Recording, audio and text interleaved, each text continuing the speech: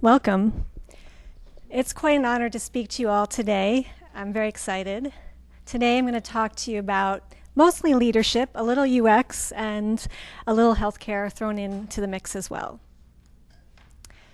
It's an incredibly exciting time to be a UX practitioner right now. It's a very historic time. So when my father was a computer engineer, he actually worked on computers that were the entire size of a floor of a building. And he used to work with punch cards and actually stick them into the giant computers. And nowadays, we actually hold way more power in the palms of our hands. And in the third quarter of last year, we actually got to 1 billion smartphones throughout the world. And it took 16 years to get to this number, but we expect that in the next 3 years, we're going to get to another billion smartphones in the world. That means that as UX practitioners, we have incredible reach and incredible power to make a difference in people's lives. But with that power, certainly comes great, great responsibility. So in January, a study came out from the National Research Council that found that Americans are dying much sooner and have higher levels of disease than our counterparts in other countries with high income folks. So this is a huge call to arms, right? This is an area where, as UX architects, we can really make a difference, and this should be a wake-up call to us as people working in UX to really help make people realize how they can make better choices in their lives in terms of their health. But it all starts with looking within. You have to look within to see what you can do uniquely and what you can offer the world. My process of this actually started, I work with a great career counselor here in the city, Judith Gerberg. She's been doing this 20 years. And one of the first exercises I went through with her was to create a success chart. And this success chart was basically looking at my past. And I looked at my past, and I looked at it in 10-year increments. And I really pulled out the areas when I felt the most successful. And I wrote them down, but I also wrote down the feelings that were invoked. And it was a really fun exercise, actually. It was a really nice process going through this exercise. But in addition to that, certain themes emerged in my life. I realized that the times I felt most successful, I was either teaching others and getting a lot of satisfaction out of seeing someone grow. I was collaborating with teams that were very supportive, and I was being creative. And I found that those were the most important things to me. So coming out of this exercise, I actually realized that I had my mission statement for my life. So I put together a mission statement. I put together a vision for myself. And it's great. I actually use this all the time now to really evaluate when I make decisions in my life. And I use it both in my personal life, but also in my career. So once you've actually gone into your past, it's a great time to look into the future. I go through a process every year, New Year's Day, with my best friends of creating my goals with my friends. And this process, I've been doing it about 7 years. It's actually really evolved. At one point, I had a spreadsheet with like 20 columns and 50 rows, and it had many milestones to get to the milestone, and it was just really crazy. And I pretty much needed 5 lifetimes to do all the goals. So I've really pared down. I've optimized this process, and I now go through this process with my friends, and we do it quarterly for the next year, and we pull out 3 goals for each quarter. And what's also exciting is that we also look at what would surprise and delight us, right? So that's the part about actually forcing yourself to dream big. And it's, I see Laura laughing. Yes, this is not going to happen. I'm never going to cook something that my husband will actually like. And I can actually check that one off. XDA talk, yay.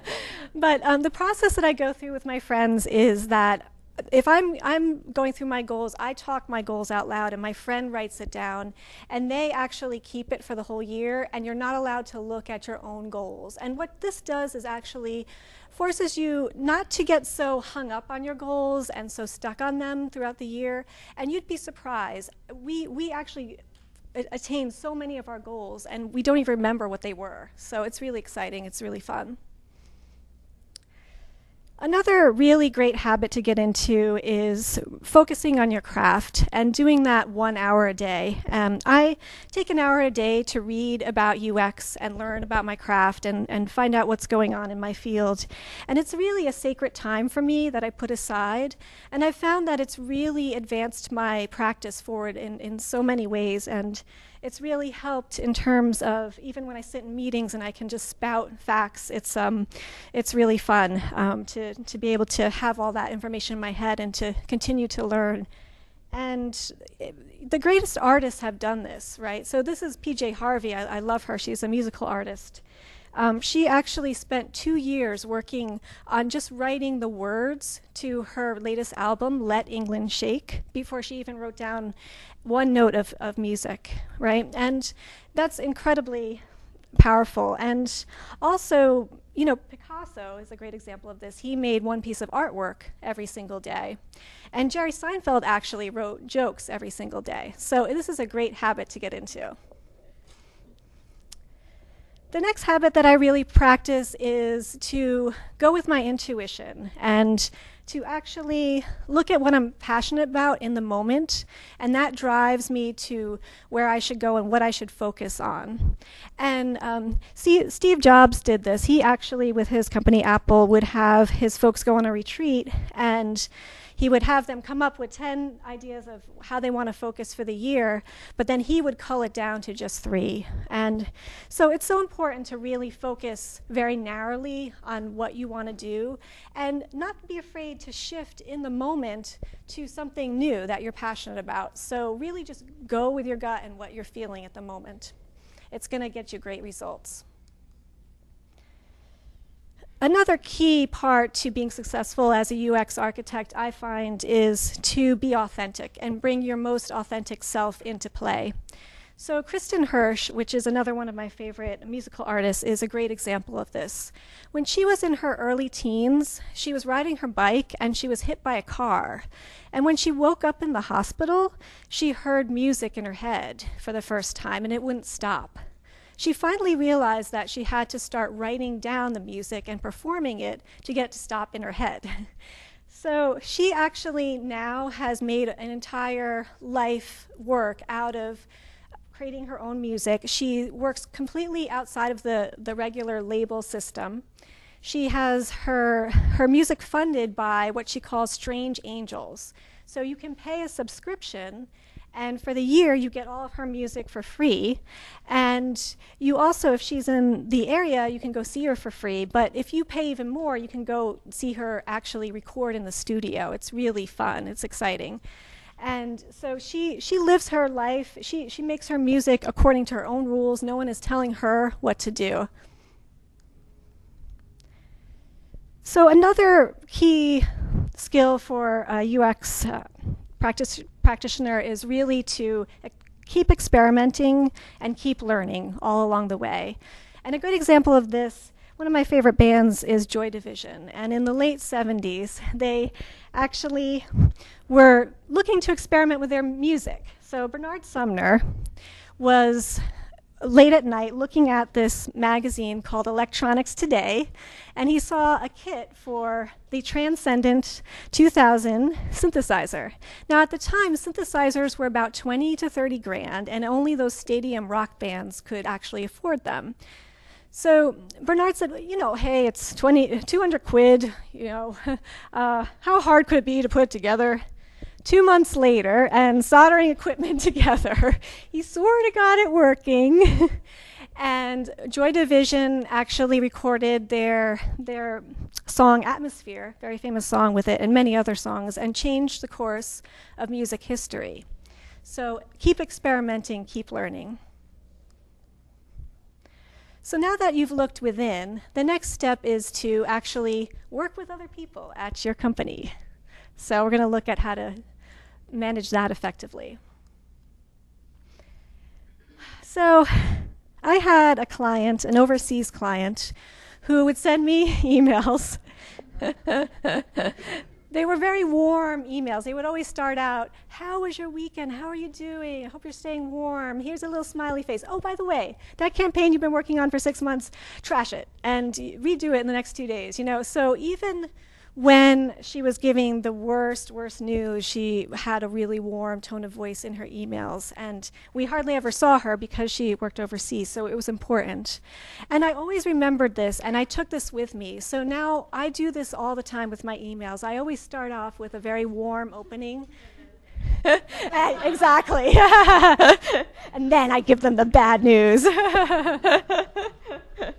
But it really helps, and you can do this also with your tone of voice speaking when you're in meetings, and watch your body language, and it really helps. It makes sure that you're being heard in the right way and you're communicating effectively.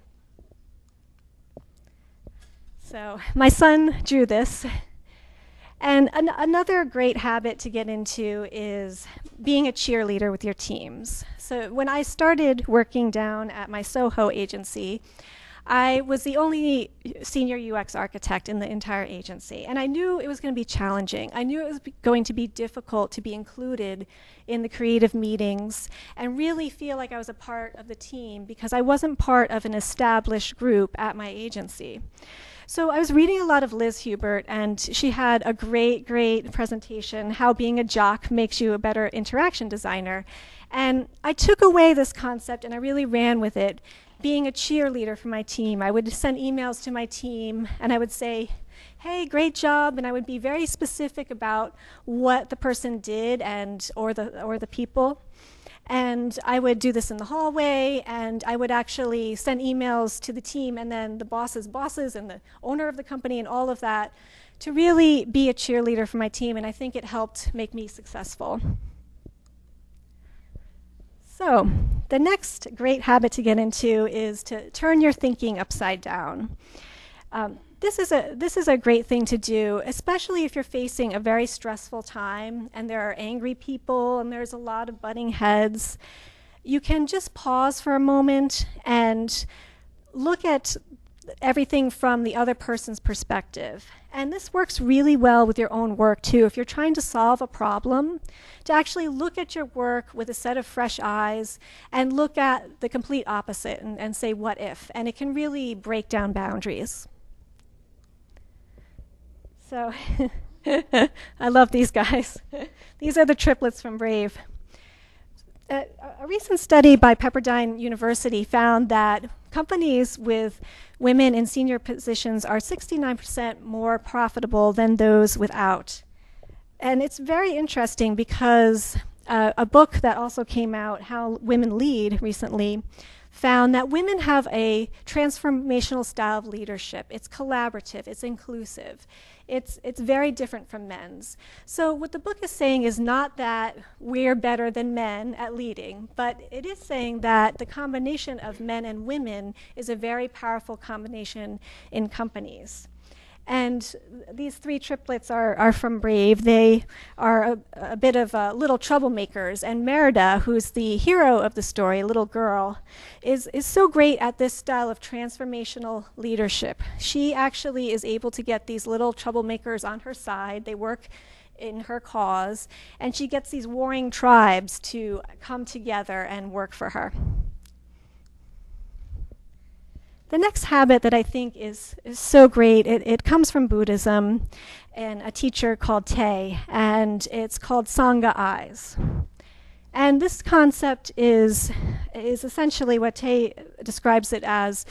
The eyes of many can see farther than the eyes of one. Though your eyes may be bright, when you combine it with the eyes and intelligence of many, you can get great things accomplished. And the way that I put this into practice is that I meet regularly with folks in my agency that don't work on my direct team. And I bring my challenges to them, and often it's the same challenges that they're dealing with, and I get great perspective from them. They're a little bit outside enough that I get really actionable items that I can really run with. And I do this also with people that work outside of my company. Some of them are in this room, and I really value everything that they bring to me. It's so great, and it really helps me be successful as a UX practitioner. So now that we've looked within, we're learning how to work with other people. I think that the third part of this, and it's quite powerful, is the 4 methods of holding your seat. And these come to us from the 17th century Kadampa masters of Tibet. And if you can master these, it's kind of tough, but if you can become a really, really exceptional leader. The first part of this is not setting up the target for the arrow. So when things get heated, when people are arguing and it's a very stressful situation, and sometimes you get a nasty gram from somebody and it's to you and the entire team and putting you down, your first impulse is to react right back with anger. And what this teaching says is pause a moment and don't react right away. And the idea is that if you throw an arrow out, you're setting yourself up as a target. And surely many, many arrows are going to come back to you. Don't set up the target for the arrow. The next part of this teaching is connecting with the heart. So when you are in these stressful situations, there's a great blog I love, Zen Habits, written by Leo Babuto, and he actually talks about how when someone is being very angry and combative, you can actually start to let go of your expectation that they should behave a certain way, and you can just think about the fact that maybe they're stressed because of something that has nothing to do with the current situation. And you can start to connect with your own heart, and you can connect with the compassion that you have within, and you can think about how you can make things easier for them. So it kind of goes along with this turning your thinking upside down. It's completely turning around the situation, and it can be quite powerful. But sometimes this is really hard to do, right? Sometimes you have that person, you just cross them in the hallway, and just the mere sight of them makes you wanna, your blood is boiling, right? For me, this was an account person. And I had worked on a prototype for weeks and late nights, and I sent it out, and my account person said, "Why doesn't this work in all of the IE browsers?" And I just wanted to pull my hair out. I was so pissed. And I said, "Well, that's not our process. It's a prototype. It only works in Firefox. We use a program called Axure." So he says to me, he says, "So where is this process? Can you point me to your process?" And I said, oh, I was just so frustrated that evening when I came home. But I thought about it for a while, and I said to myself, you know, he's right. I've never put together a formal process. So this concept is seeing obstacles as teachers. And I realized that I really needed, I was doing a lot of very innovative things at this agency. I was putting into place new processes. We were actually killing the wireframe, going with prototyping, but I had never formally announced this or educated my agency. So I actually went on a whole project, a personal project, of creating a UX framework for my agency, and did another deck, yet another deck.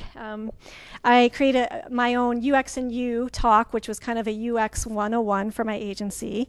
I even have a print brochure to go along with it. So I'm evangelizing my new processes, and I really, after this, I actually went to my account person. I said, "Thank you so much. You were right. I really need to do this, and it's a blessing. You're a blessing." And so see obstacles as teachers. The final teaching in the 4 methods of holding your seat, it actually pulls the rug out from the other 3 teachings. And what it says is, think about everything as if it's in a dream.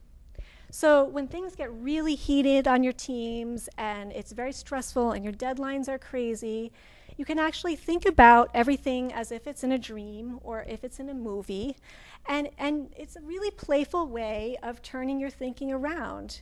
And it can really help in those very stressful times that we all experience in our UX careers.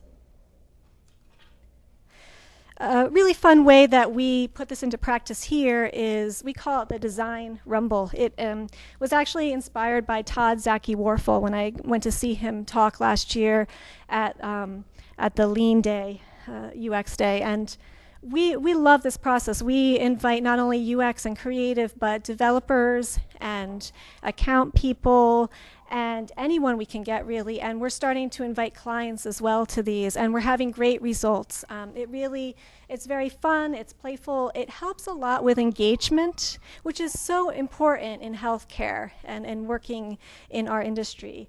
So we've had great results with coming up with awesome creative ideas out of these that we get buy-in from our account people, from clients, right from the beginning, and it really helps the projects go much more smoothly. The next process that I'm very, very proud of here at Draftfcb is our prototyping practice and also our usability lab, which we're building up here at Draftfcb. And it's very exciting. We're planning to be able to usability test just on demand anytime we'd like. And it doesn't have to be a big deal anymore. So that's exciting. That's very exciting. And we've had great results with bringing this prototyping practice into play and putting our work in front of our patients and our doctors. We actually have done a lot also with look and feel prototyping, and that's been really fun because we found that our patients were saying that they love the infographic nature of what we were doing, and they felt that they could learn a lot, which is important if you think about a patient who maybe was just diagnosed that day and is in a very stressful state, and they get the hope and the information they need very quickly. It can make a real difference in a patient's life. So what I'm actually very excited about right now in this moment, this is what I'm doing, what I feel now, is putting together a new process, and well, or we could call it a framework for responsive. And it's very challenging in healthcare because we actually have to deal with very strenuous reviews. And we have to show every single screen of whatever we're building and put that through a review process. And as you can imagine, when you start to get into multiple breakpoints, this can get a little crazy in terms of blowing up the hours, and it's just not efficient, right? So right now, we're experimenting. We are putting this process in place. We're looking at a lot of code-based tools, and it's really fun. It just feels very exciting to lead a path where there isn't one fully laid out yet. This was Actemra. We actually created this work, responsive project, and we created 3 separate wireframes, and then we actually created 3 separate Axure prototypes. But we weren't super satisfied because Axure doesn't allow you to fully do responsive. It's a fixed width type of thing. So we're actually experimenting and looking into that. I was working on one of my many, many talks late at night, one night down in my Soho office with my friend, and I was kind of kvetching a little bit. I was saying, you know, this person and that person should be doing something at this agency, and my friend looked at me and said, "You are the leadership of this agency." And I looked at her and I said, you know, you're right. And I really started to own that. And I realized that I don't have to wait for somebody in my agency to do something. If I see an opportunity, if I see something that can be improved, I can just go out and do it. And that's what's really exciting. And that's what I would like to see everyone in this room do, is go out and be UX leaders. Thank you.